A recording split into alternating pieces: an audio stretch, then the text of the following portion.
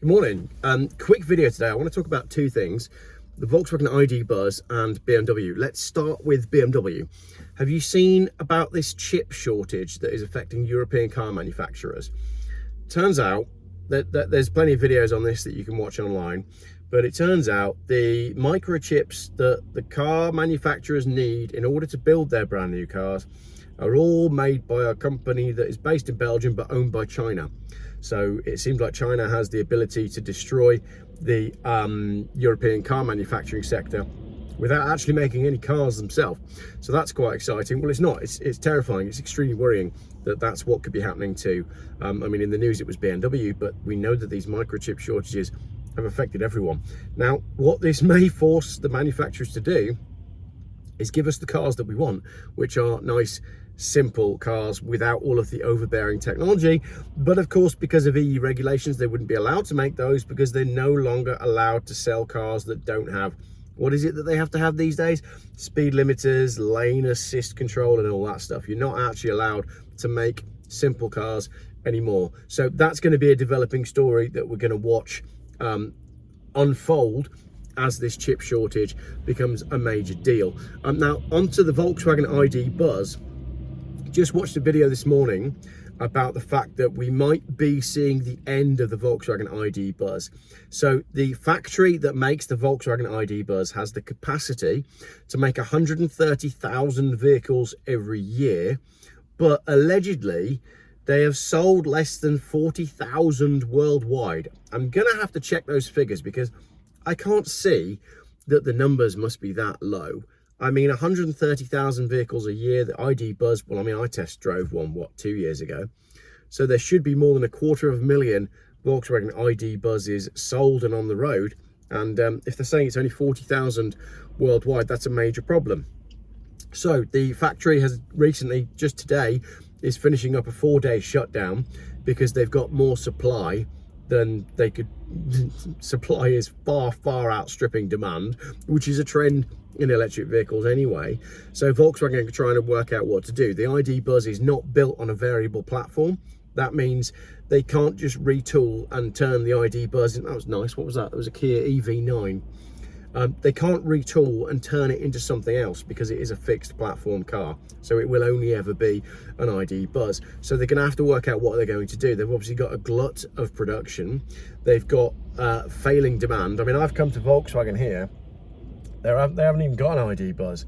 I was expecting to see some in the showroom, but there's no Volkswagen ID Buzzes on site. I wanted to film this video with an ID Buzz in the background because, as I've said before, it's the only electric car that I like. But Volkswagen massively missed the goalposts with the ID Buzz. It should have been, the styling's great. I have no problems with the styling. It is based on a concept that came out in the early 2000s, a reimagining of the microbus, the split screen, whatever you want to call it. And I don't have an issue with the styling. The issue is the fact that it's electric and the fact that these VW ID buses and the VW ID Buzz has a range of just over 200 miles. But the problem is you're selling it to an audience of people that like to go out and do things. And going out and do things requires a range of more than 250 miles. If I was to throw in my 2 pence, Volkswagen, you should have offered a diesel version all along. That would have been such a sales hit. Imagine if you had an economical 1.6 or 2 litre turbo diesel engine in the VW ID Buzz. That would have then given you the ability, you could have done like an R model. Can you imagine how well the VW ID Buzz R would have sold, knowing what we know about things, Range Rover? I just feel like it was a massive, they shot themselves in the foot with it. Not only that, but there's major problems with the price. It was horrendously expensive.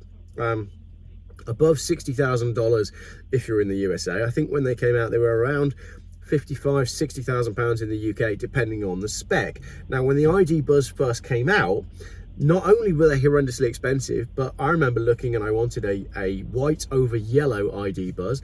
It was a £2.5 option to have the white over yellow, and there was something like a 3-year wait to get hold of one. People were paying over the odds to get into the Volkswagen ID Buzz. But what happened to all of that demand? Where did it go? Because it disappeared very quickly.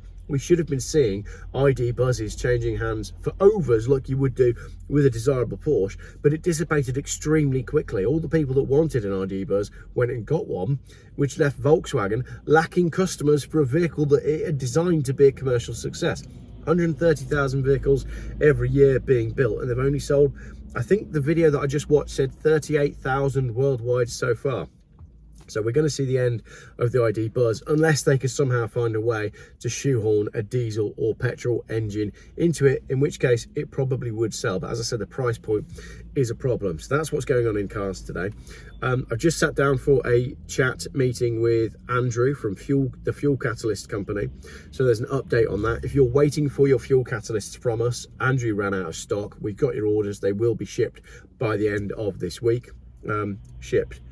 It's not going to arrive on a ship.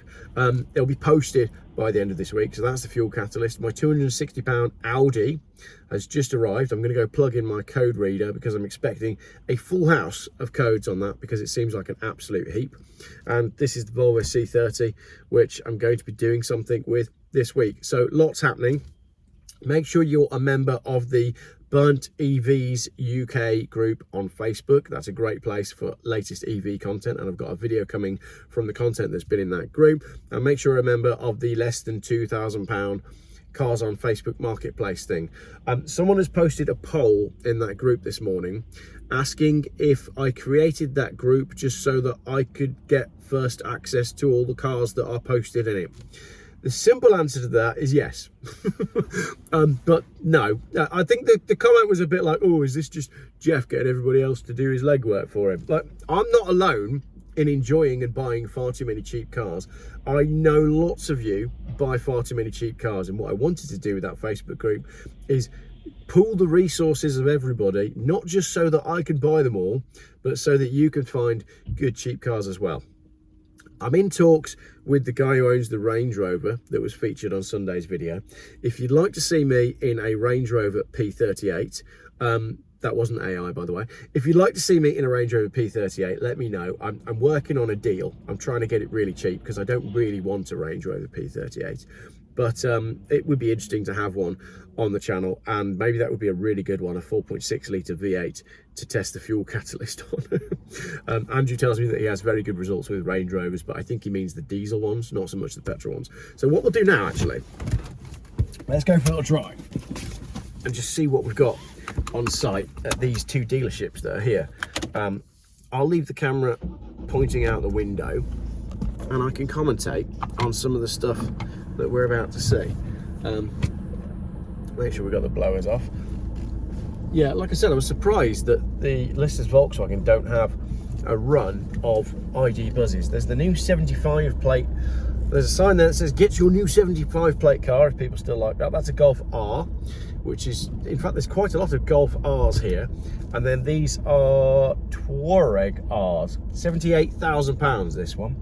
£80,000 for a Volkswagen with an R badge on it. What else have we got? There's a GTI there, new 70. Oh, that's a Polo GTI that is now the size of a Golf. This is the problem with modern car sales, isn't it? So that's the Polo GTI. And then up on the plinth, as I turn around in a minute, you'll see it. Obviously, the car they put on the plinth is the car that they think is going to attract the most customers. And the one that they put on a plinth today is the T-Roc convertible, which says it all. You've got the approved used cars down here, £18,000 for a bog. Yeah, look, I'll show you. Put the window down. The window's really grubby. 18 grand for a bog spec grey Golf. What are you doing? Someone's phoning me. That can wait. Then you've got over here. Look, I'll show you the T-Roc. Can't see the price on it, but it's a 25 plate T-Roc convertible up on the plinth. That is apparently the... I think my phone gave up because Russell from Science Central tried to call me. Russ, I'll call you back. That white one, white is not a colour. There's more R's here. That's 28 grand. Can't see the price on the black one, but they're not pretty cars, are they? They're absolutely not pretty cars. We're going to go do the same thing over at Audi. Right, hang on, I'm going to have to take this call. Tell you what, this phone doesn't do... I have to do some weird things when the phone rings. Anyway, that was Science Central. I'm getting the BMW E36 van booked in for some stickers. That is an Audi. We're at Audi now. That's a 6 Coupe, 6 Estate. £73,000 for that black one. £40,000 on this smaller one here, which is the SQ5 maybe. 80 grand for an Audi estate. It just seems nuts to me. We've got any other interesting ones here? These are all approved used. 33 grand on that one, 30,000 on the blue one. That's a SQR3. Why have we got performance SUVs? I don't understand it. It just seems to be that we've ended up in a position where we've got all these really weird cars that nobody asked for. Nobody asked for a performance SUV with sports suspension. It goes against the whole ethos of what an SUV should be about. Sport utility vehicle should be a capable vehicle for doing off-roady stuff. So why have you now put 23-inch wheels on it and given it 400 horsepower? It's completely unnecessary. Jeff, you're such a Luddite. I know. 24 grand on that basic grey little Audi there. £19,000 on this A6 S-Line. Am I in front of the right one? Yeah, TFSI, 19,000 quid. So that's the petrol one. Paying 19 grand. It's a 150 PS 6-speed. Does that mean it's only got 150 horsepower? 19,000 quid. And then you got the red one here, which is another same engine, £25,000 on that one. And then this one here is a 110 horsepower Audi A1 Sportback, and it's 20 grand. That's crazy. Then you got an estate there. That's a A5 Avant Launch Edition, 204 horsepower, and it's still £41,000. So you can see why the car industry is having such major problems. Look at the prices of this stuff. Let's go over to Volvo actually, while we're in the area. And if you're still watching this video, then you're still watching the video. Anything at the front here? 38 grand on the white one, 36 grand on the red one, £27,000 on that little Audi A1 5-door S-Line. That's 30 grand for like a basic little hatchback. Any other interesting ludicrous prices here? 20, 25, 16, 28. Oh, that's a cheap one. Yeah, it's bog spec grey one with crappy wheels. 31 and 25. Let's just go over the road to Volvo. It's quite funny that this is what ended up happening in this video, but that's Jeff Buys Cars for you. You never know what you're going to get. We're going to go drive in Lister's Volvo in my Peugeot powered C30. Yeah, so if you're still watching, this car basically, I bought it from a dealer for a John O'Groats challenge, and it's turned out to be an absolute heap. I should have sent it back to the dealer, but I didn't because they were down in Bournemouth and it was a long way. And I thought it can't be that bad, but I've had two mechanics look at it. It's stuttering now. I've had two mechanics look at it, and both of them have basically condemned it. So it now owes me 1,200 quid, and I can't really do anything with it. So I think what I'm going to do is I'm going to drive it across Europe, and I'm going to abandon it wherever it breaks down. And if it makes it to my destination, then we'll see. I'm told that the destination that I'm heading for, it might actually be worth some money, but we've got to get there, haven't we? But I think that's going to be interesting. How far can you drive in a broken diesel Volvo? I don't think I should have gone this way, and none of these cars have got prices on, which doesn't make it as interesting. But we're outside Volvo, in a Volvo. I like to usually get a picture of my Volvo outside the Volvo sign, but that's not going to happen today because, wow, they are full. Let me get my Volvo out of the way of your Volvo. Have we got any prices down here? No, sorry. I know that these are expensive because the Volvo XC90 is crazy money for what it is. Right, here we go, prices. £35,000, £33,000 mild hybrid, £22,000, £39,000 for one that looks like a cup of tea that isn't quite strong enough, £20,000. Yeah, and then they get more expensive, 23, 40, 35, 37. This is the small Volvo as well. That's not the big one. That's the small one, and it's £37,000. If I flip the camera here, look, in front of me we've got, that's a V60. This is cool though. So this is a hybrid. Look, you can see the sign in the window, 455 horsepower, 40 miles EV range, £47,000. That's not a new car though. And then you've got another one there, 7 seats, mild hybrid over in the corner, £46,000. They don't half depreciate. All of this new stuff, it really does depreciate like a rock, because everything now is just so expensive. Not just cars, you know, rent, for example. Right, what we got there? £42,000, that blue one on the left. Yeah. Actually, Volvo is looking like better value than Volkswagen, if I'm honest. Some of the prices that I saw at Volkswagen and Audi are pretty shocking. Right. Let's leave all these Geelys alone and get out of here. Although I do like the new Hyundai Santa Fe, so let's just go and have a quick look at that. That's the black one here at the front.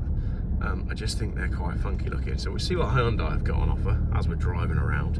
And then when I swing the camera back round, we'll get a better look at that Santa Fe, because I do think it's better looking than a Range Rover.